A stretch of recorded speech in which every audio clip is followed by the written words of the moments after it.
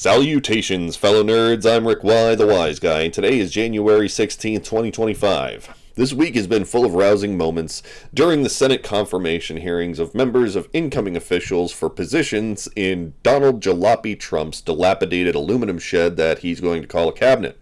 And I'll be honest, the first two I didn't really care about. Not that they aren't important roles, but to imagine either of those disasters not making the cut in a fully Republican Senate was always a futile gesture. But the EPA actually affects everyone across the world as well as the United States, so my ear was a little bit closer to this than the other. So if you enjoy news, history, and general humorous American hogwash, make sure to hit that like and subscribe button. So to spell, take your shoes off. Today, as fires rage across LA, and just months after devastating hurricanes back-to-back, a confirmation hearing was scheduled for the person who is going to be our leading environmental steward in government. Congressman Lee Zeldin is a Republican out of New York's 1st Congressional District, and served in the House from 2015 to 2023. Donald Trump was super impressed with the man's avid defense of him during the impeachment cases, and also saw that he seemed a little, at least somewhat, interested in environmental legislation during his tenure. So, of course, this was all that was apparently necessary to let him lead the governing body that would dictate climate policy overall.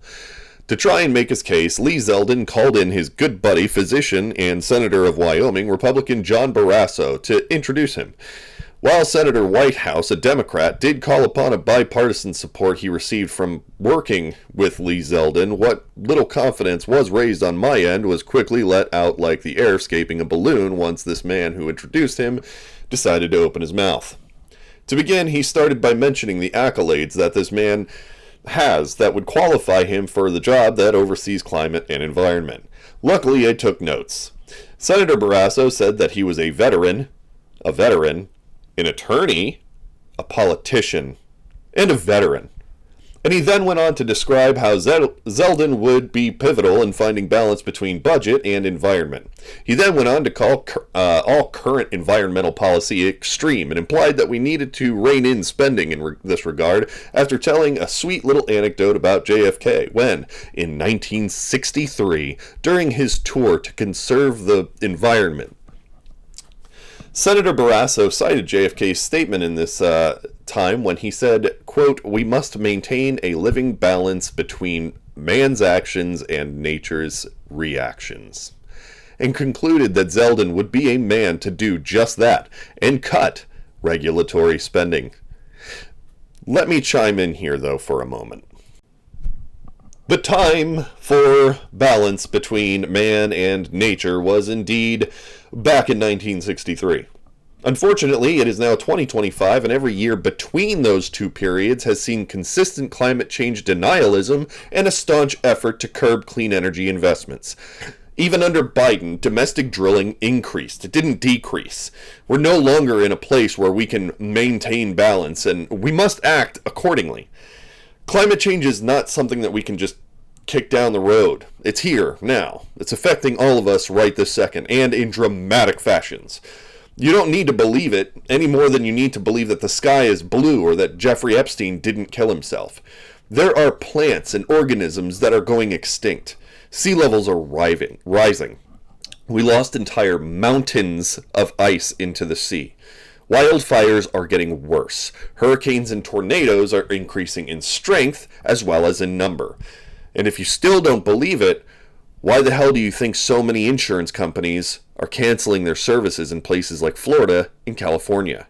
Don't make the mistake in assuming that they're stopping there either.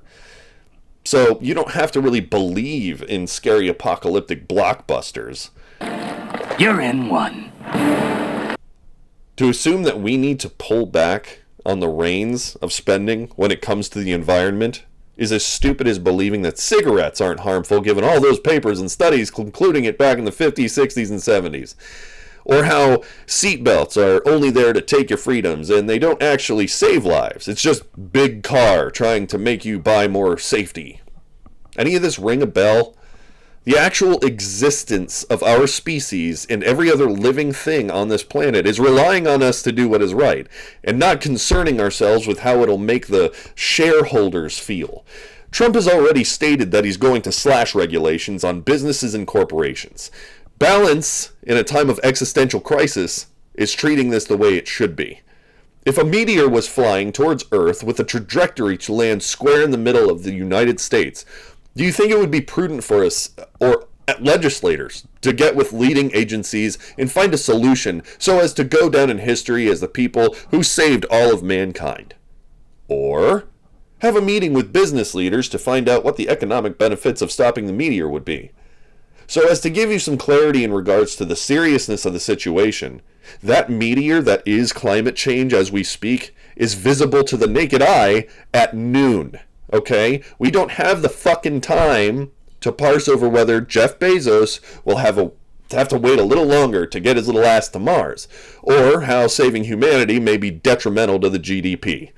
In 1963, it was definitely time to find some balance and work in that direction. But y'all didn't want to spend the money, and now you're worried about how expensive your fuck-ups are going to be. Let this be a lesson. An ounce of prevention is worth a pound of cure. It is expensive, but unfortunately we don't have a choice. When your ass it gets dragged into this and uses pseudoscience to muddy the water for people who don't know or have any real interest in the subject, this is what happens. Indeed, 20 years ago, I remember people saying that if we didn't do something now, it was going to be ungodly expensive later. And lo, they did nothing, and now we have people who won't live long enough to see their world burn, asking if the cost is worth it. We're paying for decades of Republican procrastination. To call into question the frugality of it all, welcome to 1963. That was when you should have been having these discussions, but instead you were too busy telling the world that the science backed you up.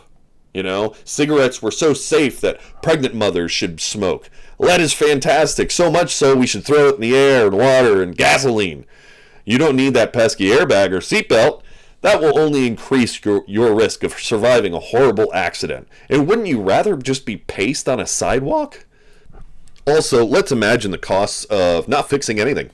The most densely populated areas around the world happen to be on the coast, along with the bases that we currently have that house and maintain the world's strongest naval force.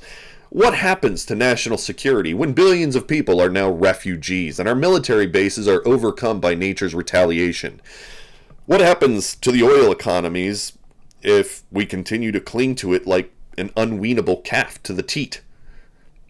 This finite resource continues to run out and become more scarce and expensive while we further exacerbate climate issues. We cannot afford to fail to invest in climate action now. Big investments. All concern for the portfolios of energy sector magnates be damned. So I don't know if it even matters, because my faith in this man to do what's actually necessary for the environment and not his bank account is getting exceedingly low. I'm not sure what's going to happen with the man either, because conservatives in this country have numbed themselves to this issue for so long, they fail to recognize the gravity of the moment. And just as they and libertarians always do, they selfishly look toward their profit for the few over the livelihoods of the many. And let me tell you something, if they really don't want to usher in communism a la the Romanovs taking their eternal break from political roles, they certainly aren't doing anything even remotely close to make it seem a lot less palatable to those it wouldn't have been had they concerned themselves more. I suggest everyone remember the events of 1917 in Russia. It was a pretty crazy year. Anyway, thanks for hanging in there with me. Y'all come back now. You hear?